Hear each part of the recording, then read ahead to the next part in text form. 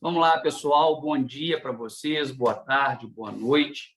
Dando sequência, então, ao nosso conteúdo, nós temos na aula de hoje a missão de tecer considerações a respeito da nossa avaliação, bem como de introduzir o estudo da nossa próxima peça, que são os memoriais, alegações finais na forma de memoriais, previsão legal ao rigor do artigo 403, parágrafo 3º do Código de Processo Penal. Nós vamos ver isso daqui a pouquinho, porque a missão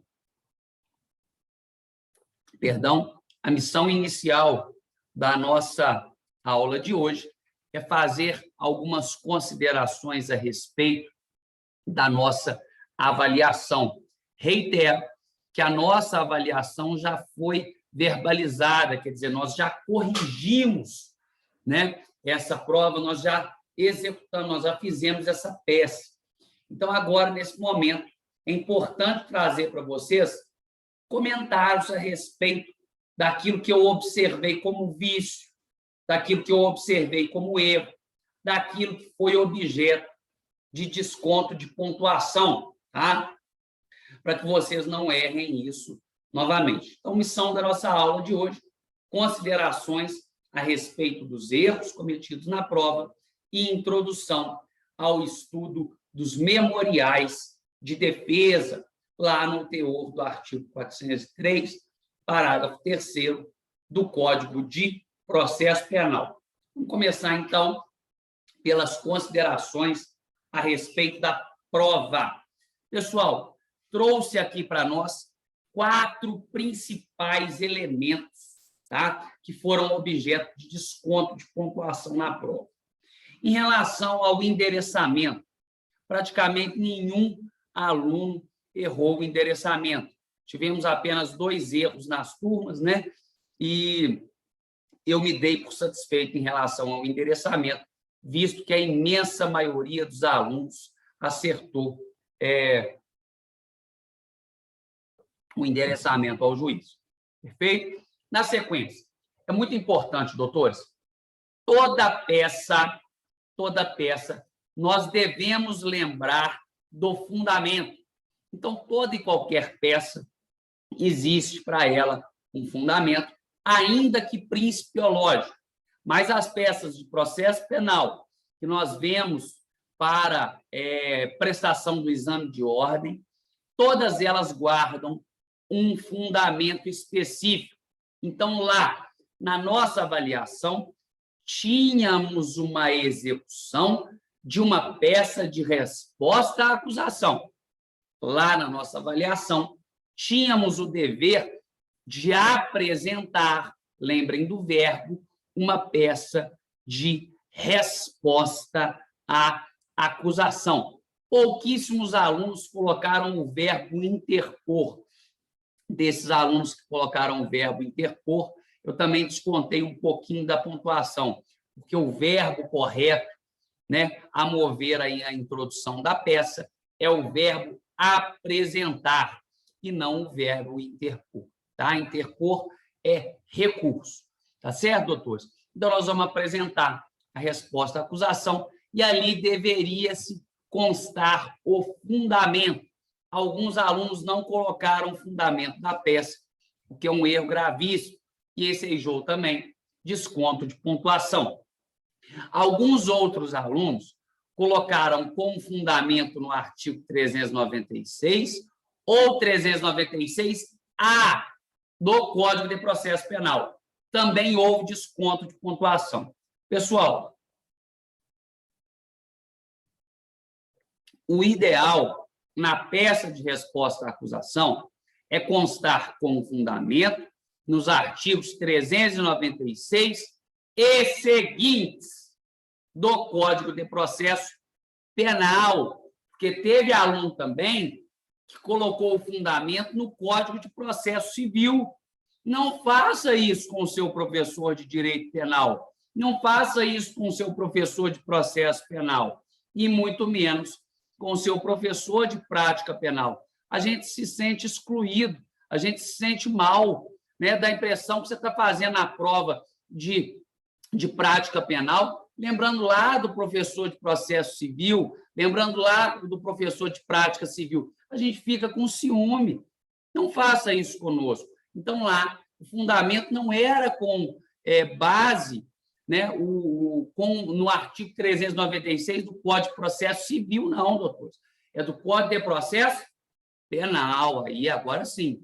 Então, o ideal é que se constasse 396 e seguintes do Código de Processo Penal e não 396 ou 396A. Parece que você não sabe o que você quer, você coloca ali o ou, você não sabe se você quer o 396 ou você quer o 396A, né? E ali o fundamento da absolvição sumária vem logo após, no 397. Parece que você não se decidiu a respeito. Para você não correr esse risco, você vai constar 396 e seguintes. Perfeito até aí? Segunda observação. Essa é um pouquinho mais grave, que eu vou constar agora, mas nós vamos julgar a análise dela para daqui a pouco, que é um erro que eu não quero mais que vocês cometam. A gente vai sanear ele hoje. A partir de hoje, doutor e doutora não vão errar mais a diferença entre prescrição e prescrição virtual. Bem, lá na prova de vocês, não foi um nem dois. Inúmeros alunos fizeram o tópico de prescrição com base na prescrição virtual. Está errado. Ali não era com base na prescrição virtual. Ali era com base na pena máxima em concreto. Ali não era a prescrição virtual. Tá bem? Eu vou explicar daqui a pouquinho para vocês essa diferença. A gente vai adentrar efetivamente nisso, porque é um tópico que vai demorar um pouquinho mais a análise. Mas vamos lá. Terceira consideração, e aqui é um erro grave, que a maioria dos alunos se equivocou. Veja, eu estudo detidamente as provas e eu percebo que, muito embora a esmagadora maioria dos alunos tenha feito o tópico da prescrição e tenha explicado de forma correta o porquê da extinção da punibilidade, quando eu vou até os pedidos da peça, os doutores e doutoras só pediram a absolvição sumária. Se esqueceram de pedir a extinção da punibilidade. E outra, a extinção da punibilidade é diferente de absolvição sumária. Teve gente que pediu absolvição sumária com base na prescrição. Está errado.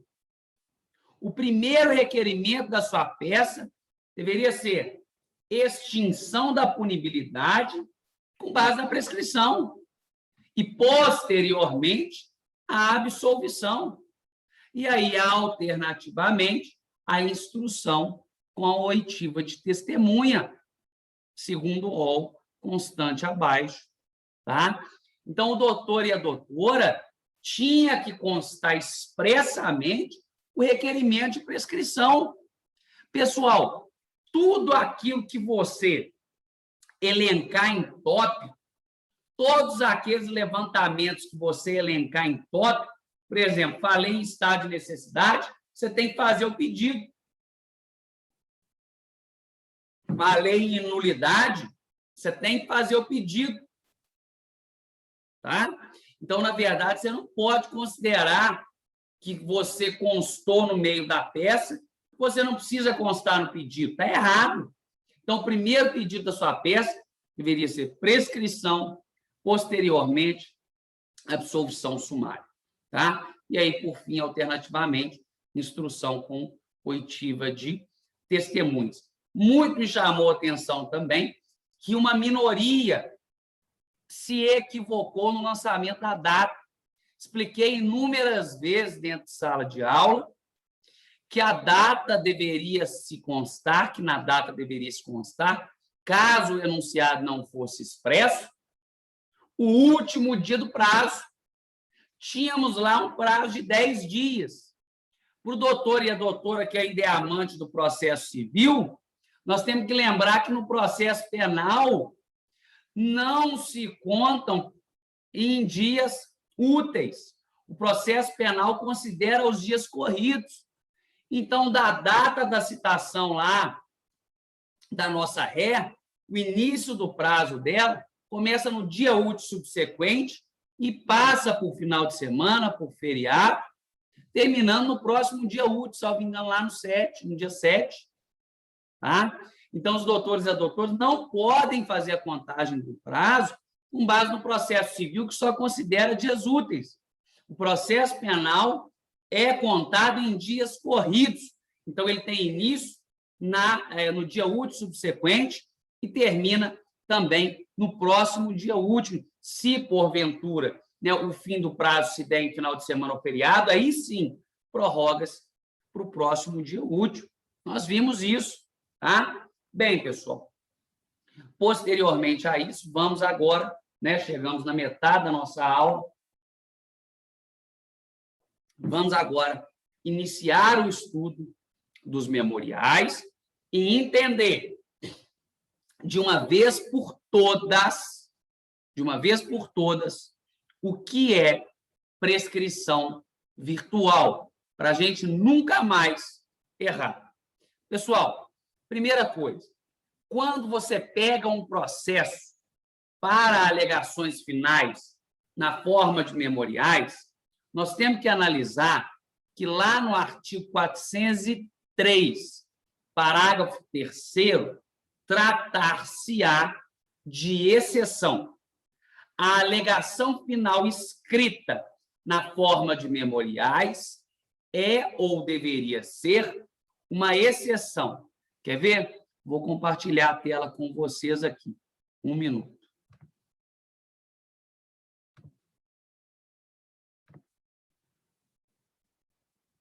Vamos lá, doutores. Olha o que nos diz o artigo 403. Não havendo requerimento de diligências ou sendo indeferido, serão oferecidas alegações finais orais por 20 minutos, respectivamente pela acusação e pela defesa, prorrogáveis por mais 10, proferindo o juiz sentença a seguir. Está vendo que o Código de Processo Penal estabelece como regra a oralidade. O Código de Processo Penal, após a audiência de instrução, estabelece como regra, para fins de alegação final, a oralidade. Então, defesa e acusação devem verbalizar as suas alegações finais pelo prazo de 20 minutos, prorrogáveis por mais 10. E o juiz, também de forma verbal, deverá prolatar em seguida a sua sentença. Mas veja, o artigo 403, parágrafo 3º, excepciona essa regra. Quer ver? Vamos lá comigo. O juiz poderá, considerada a complexidade do caso ou o número de acusados, então, complexidade do caso ou o número de acusados, conceder às partes o prazo de 5 dias, sucessivamente, para a apresentação de memoriais. Nesse caso, terá o prazo de 10 dias, ele, o juiz, para proferir a sua sentença. Tá? Doutores, o artigo 403, parágrafo 3º, ele é claro ao excepcionar, que as alegações finais, na forma de memoriais, quer dizer, as alegações finais escritas na forma de memoriais, que poderão ser concedidas com base em 2 elementos: número de acusados, complexidade do caso. Elas terão o prazo, primeiro, de 5 dias para a acusação e depois de 5 dias para a defesa. Qual é a sua primeira missão como advogado, antes da gente entrar efetivamente na confecção dos memoriais? Na confecção dos memoriais. Nós vamos entrar efetivamente na resolução dos memoriais na nossa próxima aula. Mas qual é a sua primeira obrigação? É verificar se o Ministério Público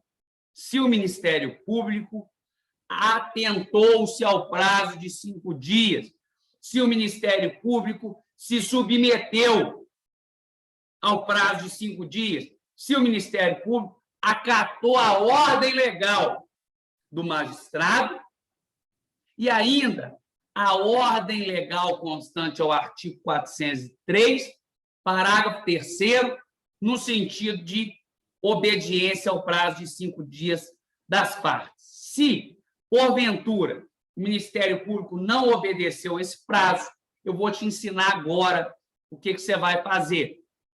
Estou compartilhando em tela com vocês, tá? E lançando no sistema também essa peça. Um minuto. Bem.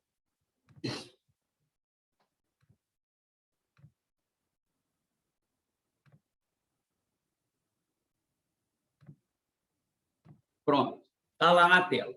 Vamos lá. Isso aqui é um caso concreto, pessoal, em que eu atuei. Então, eu estou trazendo para vocês a peça efetivamente juntada aos autos que foi deferida pelo juiz e, logo depois, um requerimento de prescrição virtual que foi acolhido. Então, nós vamos fazer a análise, primeiro, desse requerimento de isonomia de prazo e depois, tá, da prescrição virtual. O doutor e a doutora nunca mais fazer confusão a respeito do que seria prescrição virtual. Então, veja, está lá. Olha o endereçamento. Excelentíssimo senhor doutor, juiz de direito da Vara Única da Comarca de Prados, Minas Gerais. Está lá o número do processo. Isso aqui é uma ementa que eu coloco, ementa motivacional, trazendo ali alguma citação, alguma diretriz que possa se aplicar ao caso. É uma questão de estética. Bloqueei aqui a qualificação das partes por questão de ética, tratavam-se aqui de 2 réus. Então, esses 2 réus vêm com o devido respeito e acatamento perante Vossa Excelência, através de advogados e bastante procuradores, com fundamento, olha lá, percebeu que eu falei que o fundamento poderia ser, inclusive, princípio? Vamos lá. Com fundamento nos princípios da isonomia, do devido processo legal, do contraditório, da ampla defesa, da paridade de armas, da boa-fé processual e da máxima do direito pela justiça, requerer o prazo de 34 dias para a apresentação de alegações finais. Vamos lá, requerer o prazo de 34 dias. Por que eu vou fazer isso? Porque eu observei que o Ministério Público não cumpriu o prazo legal. Vamos lá. Compulsando detidamente os autos, verifica-se que a douta Promotoria de Justiça, com atribuições perante o Juízo Único da Comarca de Prados, fez carga dos autos para a apresentação de alegações finais em 25 de agosto de 2018, devolvendo os autos em secretaria, acompanhado da dita peça processual, em 28 de setembro de 2018. Por dedução algébrica, constata-se que o ilustre representante do Ministério Público gozou do estudo do caderno em exame por longos 34 dias. Está lá a tabelinha, que não me deixa mentir. Ressalte-se por oportuno que no caderno criminal em comento, inclusive pela obediência ao rito, o Ministério Público não atua com atribuições de parquê na fiscalização da lei. Ao contrário, atua como parte constituinte da relação processual, que, por determinação constitucional, é equidistante. Pelo exposto, fulano e ciclano requerem, com o fundamento lá nos princípios que eu já mencionei, seja concedida à defesa técnica o prazo de 34 dias para a apresentação de alegações finais, matéria que fica desde já pré-questionada. Caso, por hipótese, não seja esse o entendimento de Vossa Excelência, requer-se, com o mesmo respeito e acatamento, seja prolatada a decisão de indeferimento com a devida fundamentação, momento em que deverá ser a defesa técnica novamente intimada para apresentar suas alegações no prazo de 5 dias, consoante inteligência do artigo 403, parágrafo 3º do Código de Processo Penal. Então, olha a maldade que o doutor e a doutora precisa ter a respeito das alegações finais. Filho, filha, o Ministério Público é parte equidistante. Se ele estudou os autos por 34 dias, o doutor e a doutora também têm o direito de estudar, o direito em natureza de garantia fundamental. Natureza de garantia fundamental é um direito da parte e não um direito seu. Então, você não pode abrir mão do direito daquele que te constitui. É direito desse sujeito que defesa e acusação tenham paridade de armas. Naí, a natureza, né, a importância de atravessar esse requerimento de isonomia de partes. E agora, na sequência, a gente vai para a prescrição virtual. Observem, doutor e doutora, que é o mesmo processo. Observem que é o mesmo processo e que depois das alegações finais já apresentadas na forma de memoriais, né, ressalto que o juiz deferiu o prazo pleiteado, o Ministério Público resolveu oferecer acordo de não persecução penal aos réus. Não sei porque imagino que tenha percebido que a chance de absolvição era alta, enfim. Nesse momento, sabe o que nós fizemos? Rejeitamos o pedido, tá? Rejeitamos, perdão, a proposta de acordo de não persecução penal. Por quê? Nós percebemos que, na remota hipótese de condenação desses sujeitos, eles iriam pegar pena mínima. E, se eles pegassem pena mínima, o delito estaria prescrito. É isso que é, doutor e doutora, prescrição virtual. É imaginar qual é a pena que, porventura, o sujeito estaria submetido numa eventual condenação, e, a partir dessa pena, se esse sujeito for condenado, o delito estará-se-á prescrito. Veja, como nos termos da petição, o doutor e a doutora vai entender melhor. Está lá o nosso endereçamento. Agora mudou, não é mais juiz, é juíza. Então, excelentíssima senhora doutora, juíza de direito da Vara Única da Comarca de Prados. Observe, é o mesmo processo. Então, olha como é importante você não abrir mão de uma garantia fundamental. Fulano e ciclano, devidamente qualificados, vem à presença de Vossa Excelência, tributando respeito e acatamento, requerer a extinção da punibilidade dos agentes, com fundamento no artigo 107, inciso 4º do Código Penal Brasileiro, o que faz pelos fundamentos de fato e direito a seguir expostos. Olha ali que a peça tem fundamento, observou? Não pode fazer peça sem fundamento. Compulsando detidamente os autos, verifica-se que a denúncia imputou aos réus o tipo penal constante ao artigo 54, parágrafo 2º, inciso 5º da Lei 9.605, pleito que foi mantido em sede de alegações finais. Tá? Tomando por base, presta atenção agora para você entender o que é prescrição virtual, você entender o que é prescrição em perspectiva. Olha lá, prescrição virtual ou prescrição em perspectiva é isso aqui, tomando por base que os réus são primários e ostentam bons antecedentes. Na mais remota hipótese de condenação, quer dizer, na minha cabeça eu estou fazendo uma simulação da condenação desse sujeito. Por isso que a pena é fictícia, a pena é virtual, a pena é em perspectiva. A pena dificilmente ficaria acima do mínimo legal e, se superior, impossível seria a superação de 2 anos. No estudo atento dos autos, percebe-se que a denúncia foi recebida em 26 de outubro de 2016, e que até a presente data já se perfazem 4 anos e 9 meses. Ou seja, a pena em perspectiva ainda que considerada teratológica hipótese de superação do mínimo legal, leva ao rigor da extinção da punibilidade pela prescrição da pretensão executória hipotética na exata determinação do artigo 109, inciso 5º, do Código Penal Brasileiro, sobre o tema que Lerme de Souza Muti esclarece. No mesmo sentido, o Superior Tribunal de Justiça, as jurisprudências dos tribunais pátrios também vêm caminhando nesse sentido.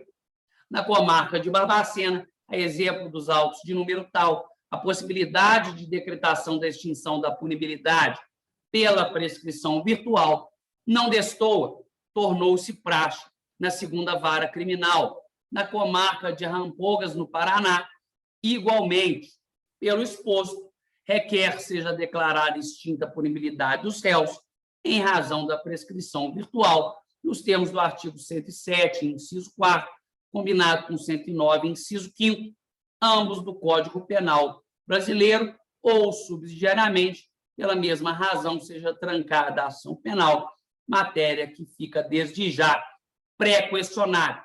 Caso, por hipótese, Vossa Excelência assim não entenda, o que se conseguir na de cautela, pugna por renovação de vista dos autos, para que a defesa avalie os termos do despacho reto.